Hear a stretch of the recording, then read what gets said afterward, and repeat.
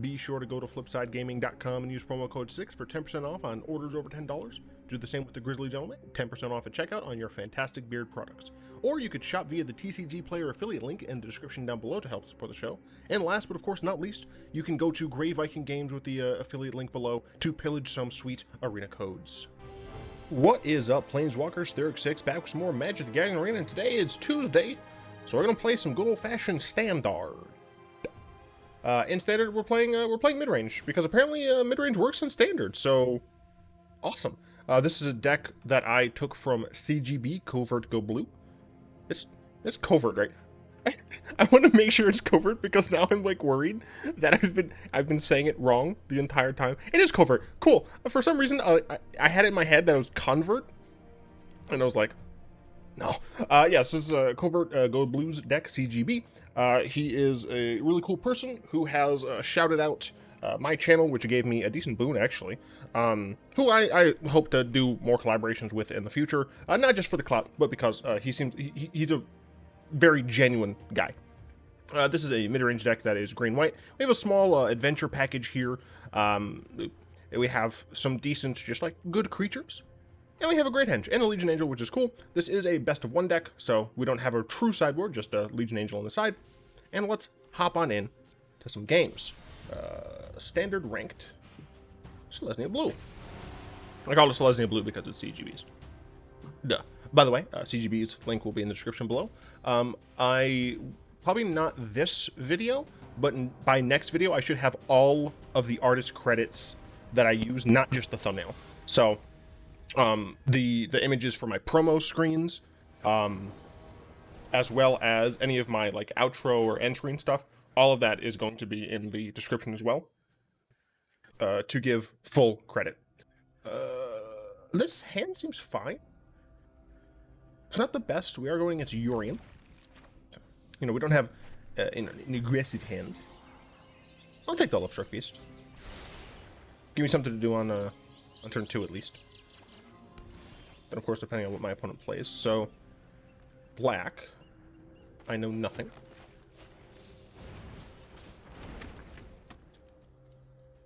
Hagra Brood Pit. Just mono black. Do they take the Legion Angel? They don't. They take the Apparition. Okay. Good to know, at least. I'm gonna play the Mammoth here first, because Mammoth next turn is quite large. And it's essentially, it's the same size as this, but this is just like always in my back pocket. Whereas if I cast this, they could then like have me discard this or something. So it's Dimir, I suppose. At the very least, it could be Esper. And it's a Yorion deck. Kills my 1/1. Which I'm fine with. I'm going to chunk my opponent for a decent amount. We're going to play the Branchloft Pathway. Step it. Cast this, enters, and we get another angel from our sideboard. And we chunk them. Choose a non-creature, so they're not going to hit anything from us. And we don't even have a graveyard right now. So relatively weak Elspeth's Nightmare here. Now they do know about the Legion Angel, but I'm not sure that it matters.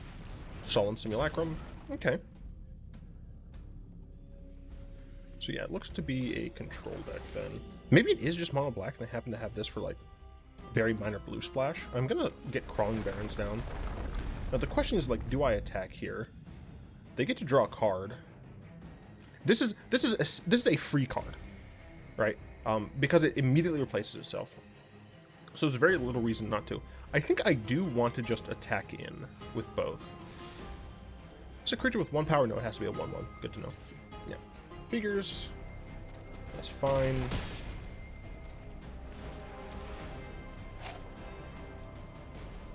They have what? Extinction Event. Do they still have Languish in Standard?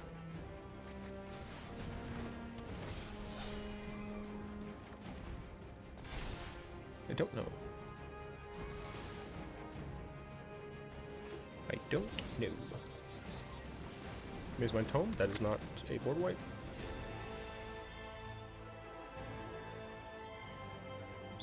5. This is 13 exactly, but they do have a. They don't have an active Crawling Barrens. Okay, they have to have removal here, because this is just lethal. 5 plus 8 is 13.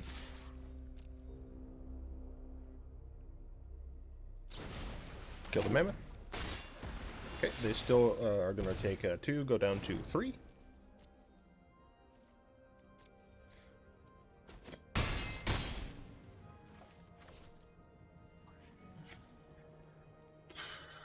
So, on the one hand, I can activate my Crawling Barrens. On the other, this once again is essentially free, and I can activate my Crawling Barrens next turn. Cling to Dust to gain a little bit more life, sure. That's fine. I can scry with Mazemind Tome. This is likely too far away for it to matter. Just casting this doesn't help them. So I think they really need a board wipe here. They have 3 cards. They should have scryed on Upkeep. That was potentially a mistake there.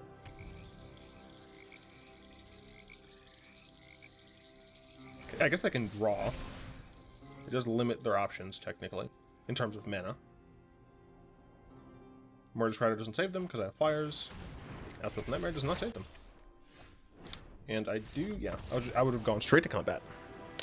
Cool, cool. I do like playing standard pseudo-blind. Because, you know, I'm only getting a glimpse once a week. But still, it's very interesting doing it this way. Got some apple juice, obviously. Ah, delicious. Lockheed Tea Dragon.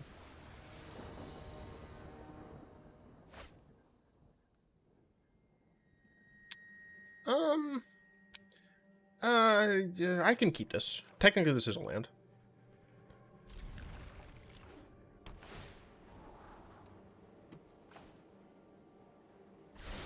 They scry top. I got another land. So do I want to play this? I can play this. I guess what I could do instead is play this tapped. Next turn play this as a green source. And play Innkeeper plus Heart's Desire. The following turn, I can cast the Beast. Or even just a Glass Casket. Yeah, let's do this. 1, 2... I don't think I need that. Could be wrong. But... okay, another temple. Interesting.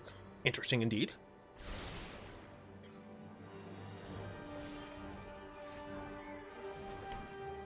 Okay, we'll cast this.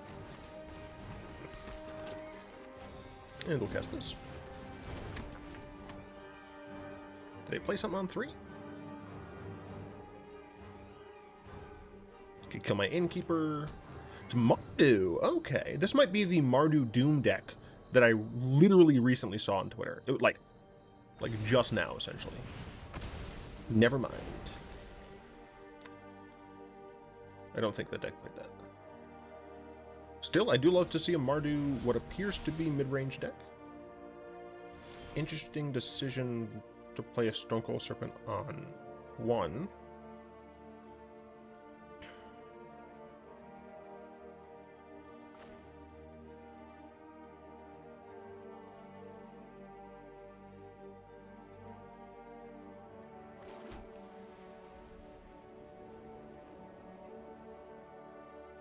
Does he trade a whole card for half a card? I mean, he traded one of my cards for half of one of his cards already. So we would essentially be even if he trades the Stonecoil Serpent. I'll attack with it. Alright, that's fine. Just have a Lovestruck Beast. I can play Crawling Barrens on turn 5. I don't really need to play it just yet.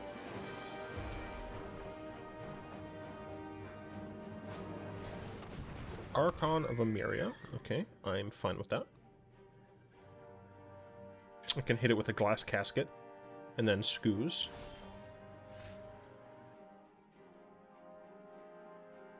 Also just attack and play Yasharn. Because this is hurting him as well. Non-basic lands. Ooh, no.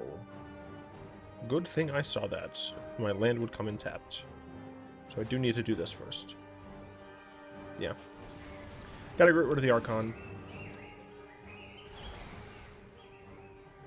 I'll play the Branchloft Pathway as a green source. Play my Scooze. Guess technically I should have played my Scooze afterward. Attack in for 5. Cool. Chunked him down to 14. Not bad. We both have similar card availability here. Similar land count, similar total card count. Okay, sure. I do like the Great Henge.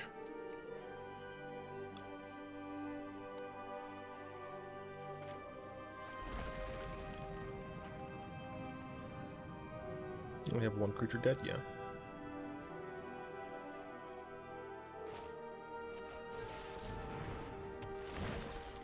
Okay, then I shall attack with this.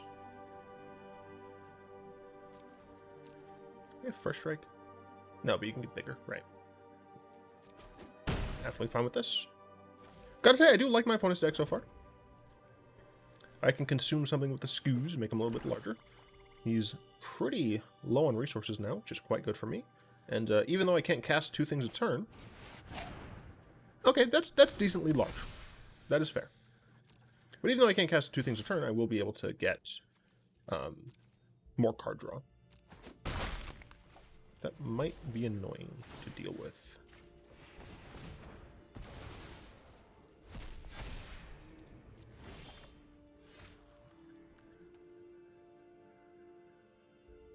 I guess I could technically play the Kazandu Mammoth here instead of Yasharn.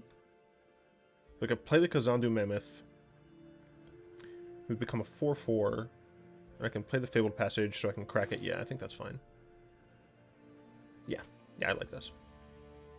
No, I can't, because this will make it come in tapped. Okay. Okay. Maybe it's still worth it, though.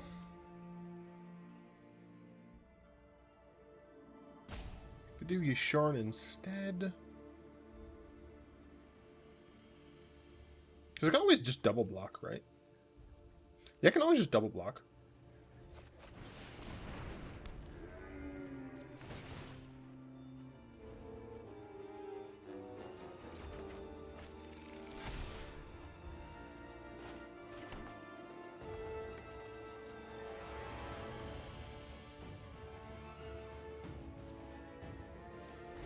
Okay, then I can activate my Crawling Barrens at the end of turn.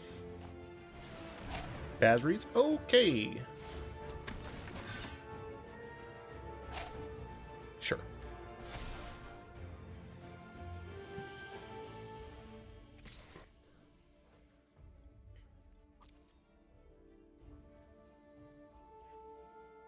Use a Glass Casket. Could use a Skyclave Apparition would be pretty hype. But I would accept a Glass Casket. And decline. That's what you love to see. So here, I can Skyclave, hitting the Archon. Because I mean, I don't care about this that much. But this allows me to really take advantage. Oh my god.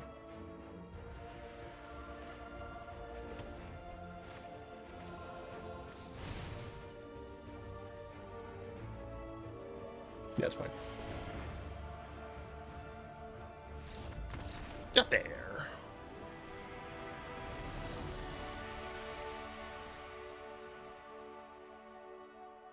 It's a good deck. Be sure to check out CGB for even more sweet builds. So, okay. So usually my drink is over here. Over here right now is a lit candle. It'd be very unfortunate if I, like, tried to pick this up and drink it.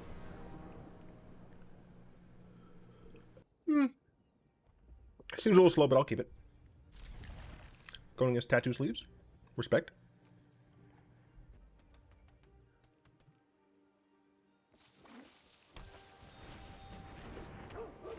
Selfless Savior. I'll keep that. Might need it for something. Don't know what my opponent's trying to do, but they're trying to protect something. And I want to say no to that.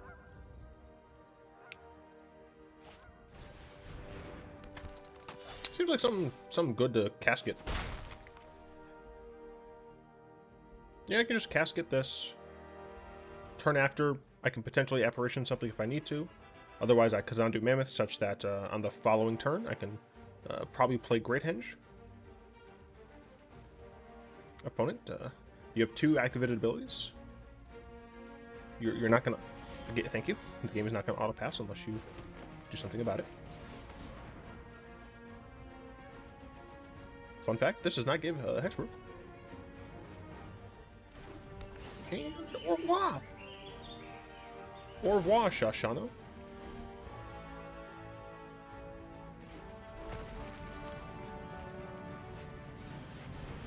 Maul? Alright, alright. I'm gonna go ahead and Skyclave this, I think. I guess I could Skyclave the Maul, but the Maul, like, is gonna cost them, like, mana to re-equip, so I'm not really worried about it. I'm just gonna hit the dog. Next turn. Do I want to play Yasharn or do I want to play Mammoth? I think I'd rather play Temple Mammoth. And Eels by. If you are going to fight, fight beside me. So by Temple Mammoth, the following turn I can Kazandu Mammoth. Oh wait. Oh no, right. If I have Temple Mammoth, the following turn I can play and use Fabled Passage, making this a 7-power creature, making this only 2 mana, which allows me to do something.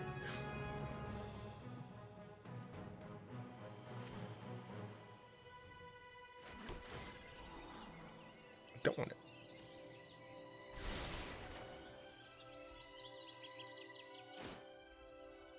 This is absolutely worth the attack. If they trade here, they get a 1/1 instead of having 2 1/1s. I'm absolutely fine with this trade. I do lose my 2/2, but I don't care. That is also fine. In fact, I'm fairly certain that was just a worse play by them. Right? There's no reason to. No, because they would have a 1/1. I guess maybe it matters that it's a soldier. I don't know. Not too worried about it just yet. Heroes, rally to me. Rally to me.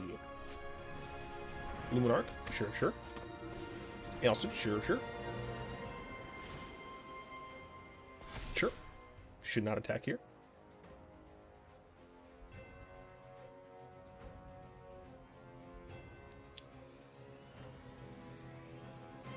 Vite, vite.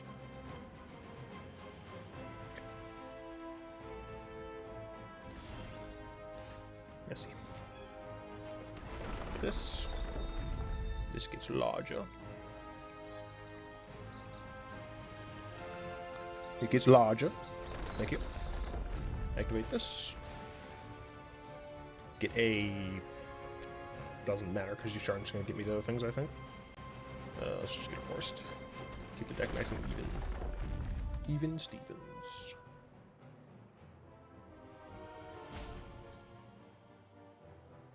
Thank you.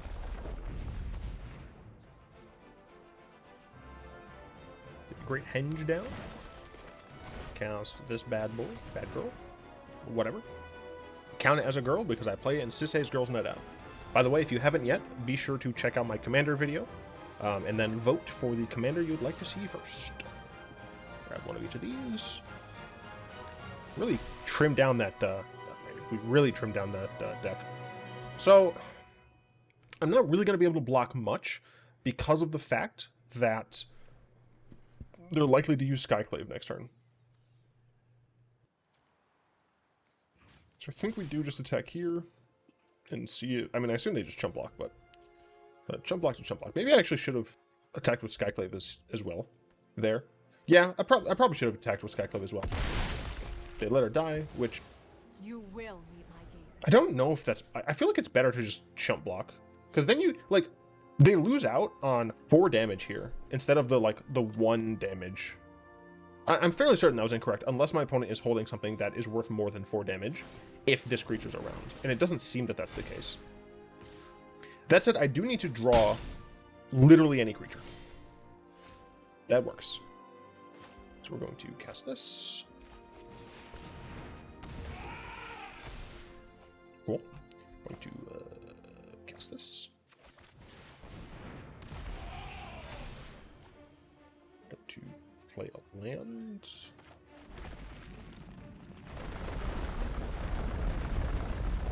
And we're going to attack. It's 5. Probably 6 at least. 7, 8, 9, 10. All right, I forgot I have these 2 as blockers. Yeah, I want to attack with this as well. Because if my opponent wants to kill this, they have to get rid of 2 of their creatures. Yeah, no, I'm fine with this. They do double block. I'm fine with that.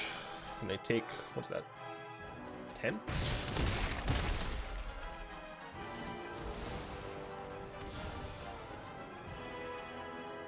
I guess maybe the attack there wasn't good.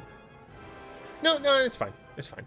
Because if they have any, like, board pumps, I'd rather them have fewer creatures than me technically have an extra blocker. Right? Because I functionally just killed, like, I traded 1 creature for 1 creature there. But importantly, it happened such that they can't attack with that creature. Could be wrong, but that is the main reason why I think that was still the correct play. Could be wrong. But. The thing is, they have to be very careful, or else I can just kill them next turn.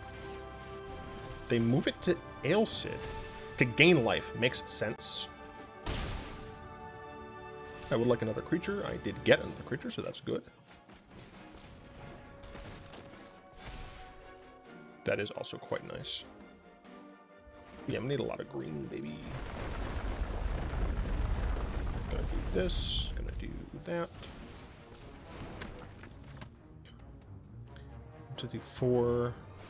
Guess I might as well keep the Crawling Barrens up, even though I can't really do anything with it. Glass Casket's quite nice. I do think we casket here. We just hit the Ailsid. Or can we just hit a blocker? We just hit a blocker, right? Because I got 12. Let's see. Block, block, block. But then they block. They go down to 4. I'll get rid of the Ailsid.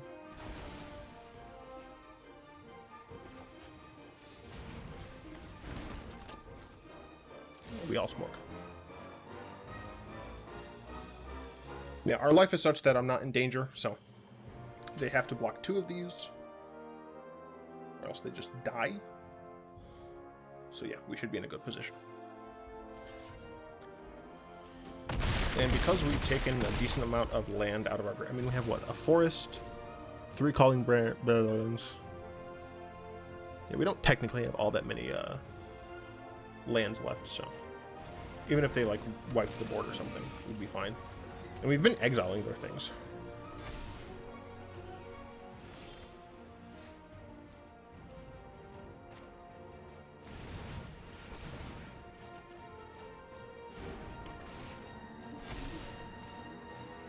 Alright, we're going Turbo Lethal. We have 1 last forest. Not BM, it's what I like to call Guaranteed Destruction. No. I won't say good game. Good game. And we smork, because math is for blackers. And I'm not blocking, I'm attacking. Alright, so we went 3-0. I like it. I like it a lot. Decent mid-range deck, too. Maybe I should consider playing Abzan in Standard for right now. Because it's possible Abzan mid-range in Standard is like what I'm looking for. I don't know how I would square that away with my schedule, though. But let's hop back in the deck and kind of talk about it based on my understanding of where things are. I'm surprised at how much, even though I only used Giant Killer once, I'm surprised at how much I actually enjoyed it. I've tried to play this in Death and Taxes decks for Historic, and I just haven't liked this card ever. But here, it seemed relatively decent. Just having some extra removal that works with our 2 draw engines. I mean, this also works with our draw engines. Well, one of them. It was nice when I had it. Especially considering, like, our creatures are large enough that anything under 4 power is probably not going to be too much of a threat. Unless, of course, it can fly. But then we have Chainweb Aracnir. We didn't draw in any of those games.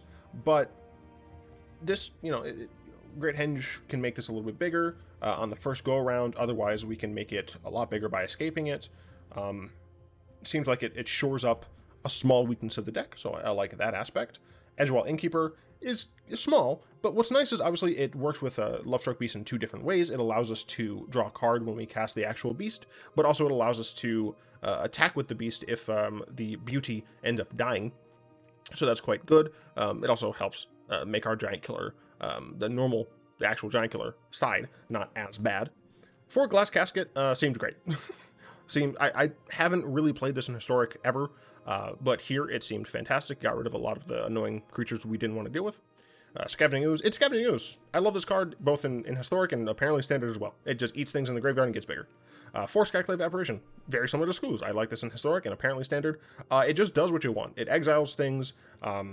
It gives them something that essentially just doesn't matter, and it works nicely with the Great Henge. It becomes bigger, harder to remove, essentially, and when we cast it with a Great Henge out, we get to draw a card. Lovestruck Beast. It's a big dude who makes your Great Henge cost 4.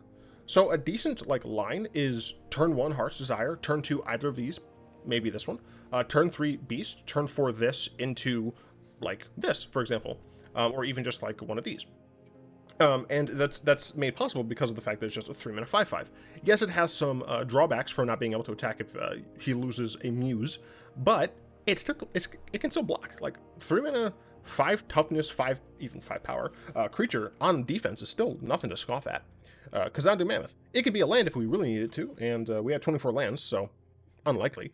But so it's a dude that gets bigger. The fact that we have Fabled Passage to make this get double pumped in a single turn, which you saw allows us to play Great Henge for only 2 pips, because 3 plus 2 is 5, plus 2 is 7.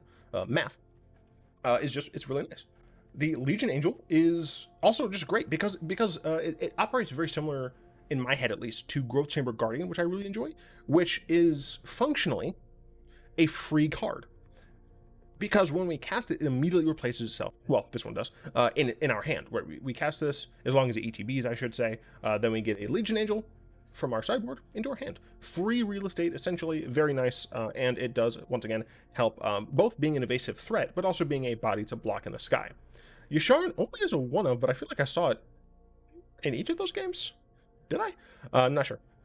But Yasharn is just really great. Searches, thins out the deck a little, and has some extra text there. In that last game, for example, it would have made it so our opponent can't actually sack any of their dudes, which is, important to note. And then, of course, the Great Henge. This is kind of the thing that allows this to be a truly effective mid-range deck, because it gives us life against the decks that have been smorking us early. 2, it gives us card draw against the control decks that maybe are, killing our creatures hand over fist. And 3, it makes our creatures a little bit bigger to fight against the other mid-range decks that are battling for position on the board. So very, very fantastic here. I don't think we ended up using the Crawling Barrens ever, but CGB said on his initial Twitter post that it seems a little sus, but it works out for him. And when you have this relatively low requirement for mana pips, your deck isn't really greedy on trying to play the colors that it has. I think you can easily afford to play this card. I mean, these are just lands for the rest of them, though. So yeah, I really like this deck. As I said, if somehow you watch me but you don't watch CGB, at the very least, check the dude out. He makes content daily, I believe, and most of his content is very fun. He tries to have fun and play good decks, and he does it better than I do. He's no fair. He's full time. No, he's a really ghoul dude. He's a ghoul dude. He's undead. I can speak human words.